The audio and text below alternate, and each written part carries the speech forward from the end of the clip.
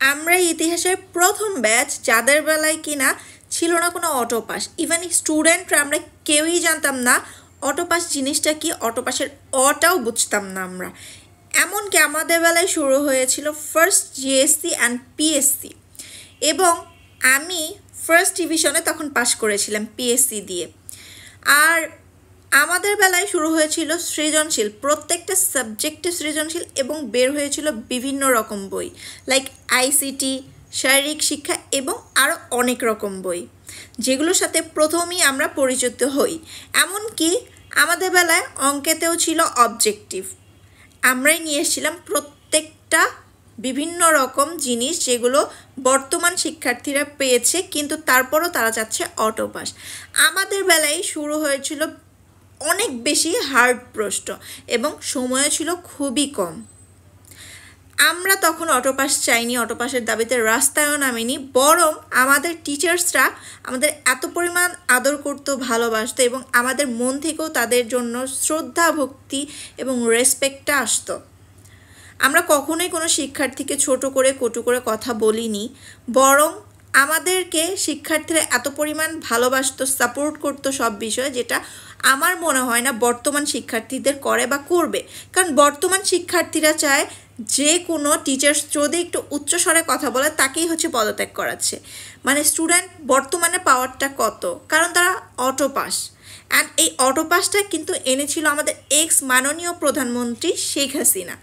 আমাদের এক্স প্রধানমন্ত্রীকে তারা পদত্যাগ করালো কেবলমাত্র শেখ হাসিনা ভালো না, সবাই ভালো।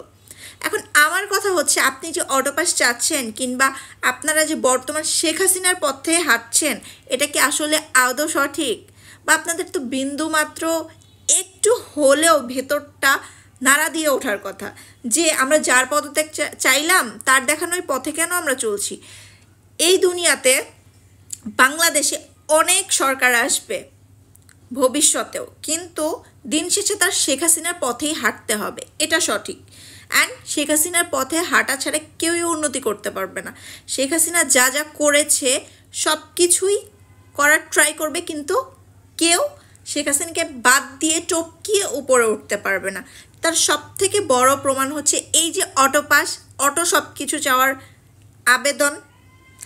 এমনকি সব থেকে বড় অবদান হচ্ছে পদ্মা সেতু, এবং সব থেকে বড় এক্সাম্পল হচ্ছে স্যাটেলাইট বঙ্গবন্ধু, যেটা কারো ভাঙারই ক্ষমতা নাই। অ্যান্ড আমরা এমন স্টুডেন্ট যারা কোনো স্যার বা ম্যামদের পদত্যাগ তো চাইনি, বরং স্যার বা ম্যাম এখনও আমাদেরকে দেখলে হাসি দিয়ে কথা বলবে, এবং অতটুকুই তাদের ভেতর থেকে আমাদের জন্য দোয়া, ভালোবাসা আসে, এবং আমরাও তাদেরকে দূর থেকে দেখলেও তাদেরকে দৌড়ে যেয়ে সালাম দেই, শ্রদ্ধা করি। কারণ আমাদের শিক্ষাটাই তখন ওরকম ছিল, এবং আমরা ওরকমভাবে শিক্ষিত হয়েছি, যার জন্য আমাদের বর্তমানে কোনো জিনিস নিয়ে আন্দোলন করতে হয় না।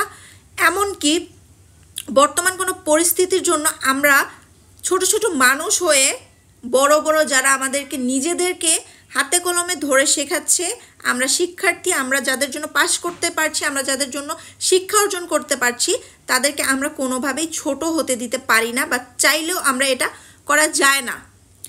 আমরা তাদেরকেই বর্তমানে শিক্ষার্থীরা হচ্ছে তাদেরকে নিয়ে আন্দোলন করছি, তাদেরকে পদত্যাগ করাচ্ছি, তাদেরকে অপমান করছি। বর্তমানে শিক্ষা ব্যবস্থাটা এরকম, কেননা বর্তমান সব স্টুডেন্টই তো হচ্ছে অটো পাস। আর মেইন কথা হচ্ছে যারা আন্দোলন করেছে তারাও কিন্তু অটো পাস। আমার শুধু একটা কথা ভাবলেই অবাক লাগে, এবং হচ্ছে আফসোস হয় বর্তমানে স্টুডেন্ট যারা অটো পাস বলে দাবি করছে, অ্যান্ড ইন ফিউচারে এই জিনিসটা চালু থাকবে, তাদের জন্য আমার আফসোস হচ্ছে এটা ভেবেই তারা ইন ফিউচারে ভালো কোনো চাকরি তো পাবেই না, কিন্তু তখন আবার পরবর্তীতে রাস্তা নামবে চাকরির জন্য। তারা তখন ভুলেই যাবে, আয় হ্যাঁ আমরা তো অটো পাস নিয়েছিলাম। তাদের সার্টিফিকেটটা ওভাবেই তৈরি হবে যে তারা অটো পাস, তারা কোনো পরীক্ষা দিয়ে পাস করেনি, বরং অটো পাস করে রাস্তায় নেমে, অটো পাসের দাবিতে রাস্তায় নেমে তারা আন্দোলন করেছে, বিধায় তাদেরকে একটা পাস সার্টিফিকেট দেওয়া হয়ে গিয়েছে। Sorry everyone. অ্যান্ড ভবিষ্যতে তারাই হচ্ছে রাস্তা নেমে আন্দোলন করবে, চাকরি দেন, কোটা দেন, হ্যান দেন, ত্যান দেন, ব্লা ব্লা ব্লা, কত কি। তো তাদের উদ্দেশ্যে আমার কথা, এবং বর্তমানে যারা অনেক বড় বড় নেতা ফেতা হয়ে গেছেন তাদের উদ্দেশ্যে আমার একটা কথা, আপনারা যারা এই পর্যন্ত আসছেন কেবলমাত্র অটো পাসের দরুনে, অ্যান্ড এই পাসটাও কিন্তু আমাদের মাননীয় এক্স প্রধানমন্ত্রী নিয়ে এসেছিল, ঠিক আছে। অ্যান্ড আমাদের শিক্ষামন্ত্রী ছিল দীপুমণি, তারও অনেক অবদান। এবং বর্তমানে দীপুমণিকেও মানে যাই হোক, আমি ওটা নিয়ে আর কথাই বলছি না। অ্যান্ড আপনাদের উদ্দেশ্যে যারা হচ্ছে অটো পাস বা বিভিন্ন রকম পাস নিয়ে আন্দোলন করছেন শিক্ষার্থীরা, এবং যারা শিক্ষার্থীদের পক্ষে হয়ে কথা বলছেন এদের বর্তমান স্টুডেন্টদের, তাদের উদ্দেশ্যে আমি একটা কথা বলছি। ভবিষ্যতে যদি আপনারা চাকরি না পান, এটাও অন্তত মাথায় রাখবেন যে আপনারা অটো পাসের জন্য রাস্তায় নেমেছিলেন এবং আপনাদের চাকরি এর জন্যই হচ্ছে না।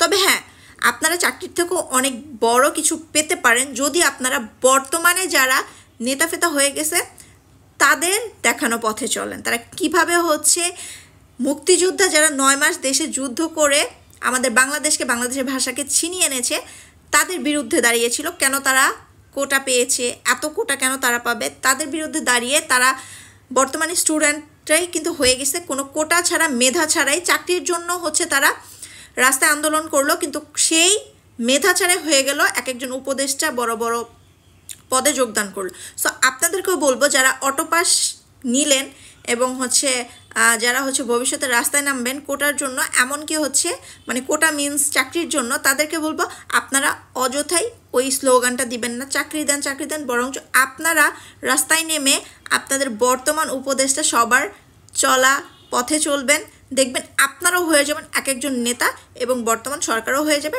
পদত্যাগ। সো এই সাজেশনটা আপনাদের জন্য, অটো পাস ভাইয়া আপু এবং অটো পাস করে এই পর্যন্ত যারা আসছেন। বাই দ্য ওয়ে, আলহামদুলিল্লাহ আমি 2024 সালে কোনো স্টুডেন্ট না।